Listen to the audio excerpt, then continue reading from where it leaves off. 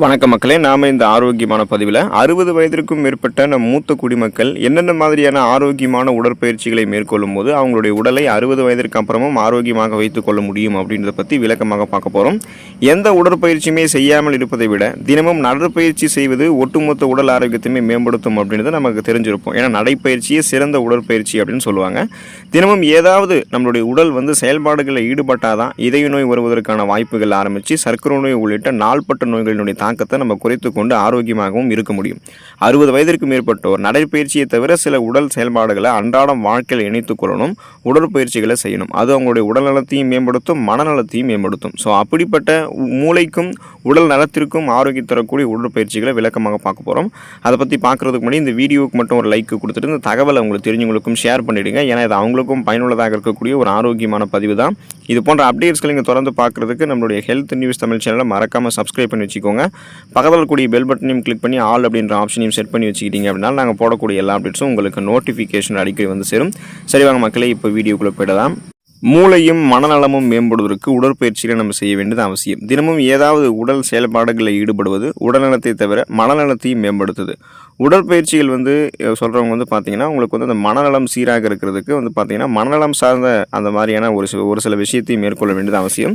வயதாகும் போது ஏற்படக்கூடிய தடுமாற்றம், பதற்றம் போன்றவற்றை குறைக்கிறதுக்கு உடற்பயிற்சிகள் உதவும். உடல்நிலை சமநிலையில் வைத்திருக்கிறதுக்கு தினமும் உடற்பயிற்சி செய்யணும்.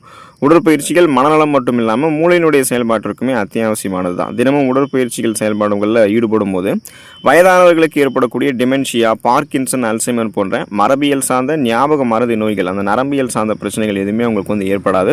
அவங்க எதையுமே சிந்தித்து செயல்படக்கூடிய ஆற்றலோடு இருப்பாங்க. மூளை நரம்புகள் அவங்களுக்கு வெகுவாக தூண்டப்பட்டு ரத்த ஓட்டம் சீரான அளவில் அவங்களுடைய மூளையில் பாய ஆரம்பிக்கும். செல்கள் ஓரளவுக்கு மீண்டும் மீண்டும் புதுப்பிக்கப்பட்டு மறதி அதிகமாக அவங்களுக்கு இல்லாமல் ஓரளவு மறதி கட்டுப்படுத்தப்படும். ஏன்னா வயதானவர்களுக்கு மறதி ஏற்படுவது அப்படின்றது இயல்பு தான், அதை தடுக்க முடியாது. ஆனால் மறதியை கண்ட்ரோல் பண்ண முடியும். ஸோ அதுக்காக தான் பார்த்தோம்னா உடற்பயிற்சி நம்ம செய்யும் போது அது உடல் நலத்திற்கும் மனநலத்திற்கும் ஆரோக்கியத்தை கொடுக்கும். 60 வயதிற்கு மேற்பட்டவர்களை கவனிக்க வேண்டிய விஷயம் என்னன்னு பார்த்தீங்கன்னா, இவங்க வீட்டில் அதிக நேரம் அமர்ந்திருக்காம ஏதாவது உடல் செயல்பாடுகளில் ஈடுபடணும். ஸோ ஆண்களாக இருந்தாலும் சரி, பெண்களாக இருந்தாலும் சரி, தினமும் அவங்க நடைப்பயிற்சி செய்யலாம். ஸோ அதற்கப்புறம் அவங்க நாற்காலிகள்லாம் அமைந்து செய்யக்கூடிய ஒரு சில பயிற்சிகள், யோகா, வலிமை போன்ற பயிற்சிகள் இதெல்லாமே அவங்க செய்யலாம். அதாவது பார்த்தீங்கன்னா சேரில் நம்ம உட்காந்துக்கிட்டே கையை காலை ஈஸியாக பார்த்தோம்னா அசைக்கிறது.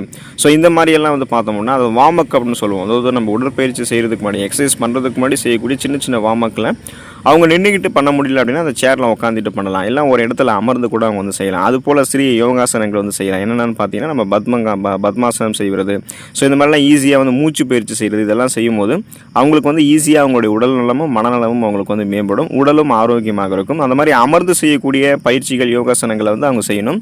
குறுநடை அவங்க மேற்கொள்ள வேண்டியது அவசியம். அதாவது குறைந்த தாக்கத்தை ஏற்படுத்தக்கூடிய இதய உடற்பயிற்சி தான் குறுநடைன்னு சொல்லுவாங்க. அதிக தூரம் இல்லாமல் பக்கத்தில் இருக்கக்கூடிய ஒரு இடத்துக்கு 10லிருந்து 15 நிமிடங்கள் நடக்கும்போது இதய ஆரோக்கியம் உங்களுக்கு மேம்படும். ஸோ 60 வயதிற்கு மேற்பட்டவர்கள் பார்த்தோம்னா நடைப்பயிற்சியே சிறந்த உடற்பயிற்சி அப்படின்னு அவங்க நினச்சிக்கணும். அதனால் பார்த்தீங்கன்னா ரொம்ப தூரம் நடக்கக்கூடாது. அவங்க ஒரு 10லிருந்து 15 நிமிடம் எவ்வளோ தூரம் நடக்க முடியுமோ அந்த அளவுக்கு பார்த்தீங்கன்னா நீங்கள் பொறுமையாக நடந்து போகணும். வேகமாக ஓடக்கூடியதெல்லாம் நம்ம பண்ண முடியாது. ஸோ 60 வயதிற்கு மேற்பட்டவர்கள் என்ன பண்ணோம்னா யாரோட ஒருத்தரோட துணையோடையோ அல்லது உங்களுடைய அந்த நண்பர்கள் குழுவோட கலந்து ஆலோசித்து கொண்டு விவாதித்து கொண்டு நீங்கள் ஒரு விஷயத்தை பேசிக்கிட்டே மனத்தில் இருக்கக்கூடிய அந்த ஒரு விதமான பேர்டனை நீங்கள் அவங்ககிட்ட பகிர்ந்துக்கிட்டீங்க அப்படின்னா உங்களுக்கு மனநலமும் மேம்படும். உடற்பயிற்சி சின்னதாக ஒரு வாக் போயிட்டு வரும்போது உங்களுடைய கால்களுக்கு அது பார்த்தீங்கன்னா நரம்புகளுக்கும் ஆரோக்கியத்தை கொடுக்கும். மூட்டு வலி, முடக்குவாதம் இந்த மாதிரி எந்த பிரச்சனைகளுமே ஏற்படுத்தாது. உடலையும் ஆரோக்கியமாக வைக்கும். அது கொலஸ்ட்ரால் பிரச்சனை சேராமல் இதயத்தையுமே ஆரோக்கியமாக உங்களுக்கு வைக்கும்.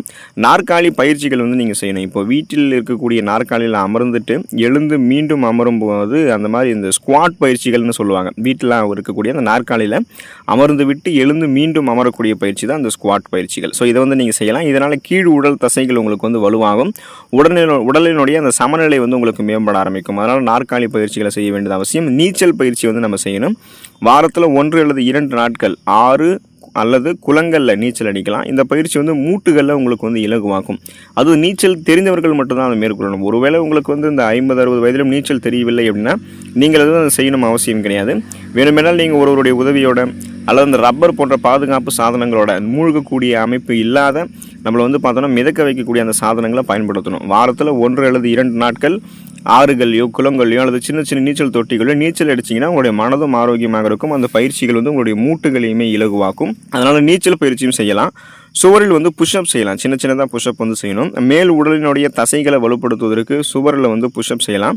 இதற்கு அதிக ஆற்றல் வந்து தேவை கிடையாது. ஆனால் நல்ல பயிற்சியாக நமக்கு வந்து இது இருக்கும். பார்த்தீங்கன்னா இப்போ தான் உங்களுக்கு வந்து அந்த 50-60 வயதில் நீங்கள் புஷ்அப் செய்கிறீங்கன்னா கொஞ்சம் கொஞ்சமாகவே நீங்கள் புஷ்அப் வந்து செஞ்சாலே போதுமானது தான். அதிகமாக வந்து இளம் வயதினர் போல் நீங்கள் வந்து புஷ்அப் செய்யணும் அப்படின்றது கிடையாது. சின்ன சின்னதாக உங்களால் எந்த அளவுக்கு பண்ண முடியுமோ அந்த மாதிரி சுவரில் வந்து புஷ்அப் பண்ணும்போது அது உங்களுக்கு வந்து உடல் நலத்தை வந்து மேம்படுத்தும். அமர்ந்த நிலையில் ஒரு சில பயிற்சிகளை வந்து நீங்கள் செய்யணும். இப்போ நாற்காலியில் அல்லது கட்டில் அமைந்தபடி காலை வந்து நீங்கள் தூக்கணும்.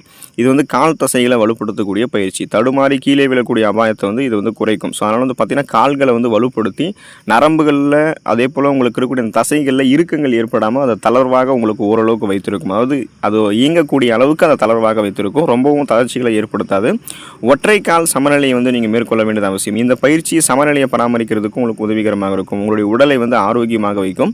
சில நிமிடங்கள் ஒற்றை காலில் நீங்கள் நிற்கிறதுக்கு, அதுக்கப்புறம் வந்து பார்த்திங்கன்னா மற்றொரு காலை மாற்றி சில நிமிடங்கள் வந்து நிற்கணும். ஸோ அந்த சூரிய நமஸ்காரம் பண்ணுற மாதிரி தான் கணக்கு. அது வந்து ஒரு காலை தூக்கி இன்னொரு கால் மேலே வச்சுட்டு ஒற்றை கால் நின்று நிதானமாக நம்மளை வந்து பேலன்ஸ் பண்ணும். அந்த மாதிரி பண்ணும்போது மனமும் ஒருநிலைப்படுத்தப்படும். அதே போல் கால்களும் வலிமை பெறும். அதோடைய நரம்புகள், எலும்புகள், தசைகள் இது மூன்றுமே வலுப்பெற்று ஒற்றை கால் சமநிலை மேற்கொள்ளும் போது எந்த இடத்துக்குமே நம்ம வந்து யாருடைய பேலன்ஸும் இல்லாமல் நடந்து போகலாம், வரலாம். நம்மளுடைய அந்த எலும்பு அடர்த்தி வந்து மேம்படுத்தப்படும் பொழுது எந்த விதமான எலும்பு சார்ந்த பிரச்சனையும் இல்லாமல் வலுவான எலும்பு அமைப்பு நமக்கு வந்து ஒற்றை கால் சமநிலை மேற்கொள்ளும் போது கிடைக்கும். முடிஞ்சால் வந்து சைக்கிள் ஓட்டுதல் பயிற்சிகளையுமே நம்ம வந்து மேற்கொள்ள வேண்டியது அவசியம். சைக்கிள் ஓட்ட தெரிஞ்சிச்சு அப்படின்னா ஒரு 10-15 நிமிடங்கள் கொஞ்சம் தூரமாக வந்து பார்த்திங்கன்னா போகாமல் அருகில் இருக்கக்கூடிய இடங்களுக்கு ஓட்டணும். இப்போ வந்து வீட்டில் இருக்கக்கூடிய பழைய சைக்கிள்கள் ஸ்டாண்டு போட்டபடி ஓட்டலாம். இல்லைனா நீங்கள் சில கிலோமீட்டர் சாலையில் வந்து கொஞ்சம் தூரம் சைக்கிள் ஓட்டிட்டு போகலாம். உடற்பயிற்சி உபகரணங்களில் ஒன்றான நிலை ஒரு ஒரு ஒரு ஒரு சிறப்பான ஒரு நிலை தான் சைக்கிளை ஓட்டுறது. அப்போ சைக்கிளை வாங்கி வீட்டிலேயே அதில் வந்து பயிற்சி செய்யலாம். ஸ்டாண்டு போட்டுட்டு நீங்கள் மெரிக்கலாம். இது இதய ஆரோக்கியத்தை மேம்படுத்தும். கீழ் உடல் தசைகளையுமே வலுப்படுத்தக்கூடிய பயிற்சி தான் இந்த சைக்கிள் ஓட்டுறது அப்படின்றது. ஸோ இப்போ நீங்கள் சைக்கிள் ஓட்டுறதுக்கான ப்ராக்டிஸ் வந்து எடுக்கலை, எப்படி நம்ம ஓட்டுறது, யாரோட ஒருத்தரோட துணை வேணும் அப்படின்னு கேட்டிங்கன்னா கிடையாது. நீங்கள் ஸ்டாண்டு போட்டுட்டு வீட்டிலே கூட அந்த சைக்கிள் ஓட்டக்கூடிய பயிற்சி வந்து நீங்கள் மேற்கொள்ளலாம். நீங்களாகவே வந்து மேற்கொள்ளலாம். அல்லது கொஞ்சம் தூரம் உங்களுக்கு சைக்கிள் ஓட்ட தெரியும் அப்படின்னா யாரோடைய துணையும் இல்லாமல் அல்லது யாரோடைய ஒரு சிறிய துணையோடையும் நீங்கள் என்ன பண்ணோம்னா கண்டிப்பாக கொஞ்சம் தூரம் நீங்கள் அந்த மாதிரி சைக்கிளில் போயிட்டு வருது உங்களுக்கு ஆரோக்கியம். அது மூட்டுகள், தசைகளை வலுப்படுத்தும். ஸோ இந்த உடற்பயிற்சிகள் அதே போல் மனநலத்தை சார்ந்த பயிற்சிகளை நீங்கள் மேற்கொள்ள வேண்டியது ரொம்ப ரொம்ப அவசியம். இப்போல்லாம் பார்த்தீங்க அப்படின்னா அந்த 50 வயதை கடந்தவர்களுக்கு கூட உடலை வந்து ஃபிட்டாக வைத்திருக்கிறதுல ஆர்வம் காட்டிக்கிட்டு தான் இருக்காங்க. அதில் தப்பு கிடையாது.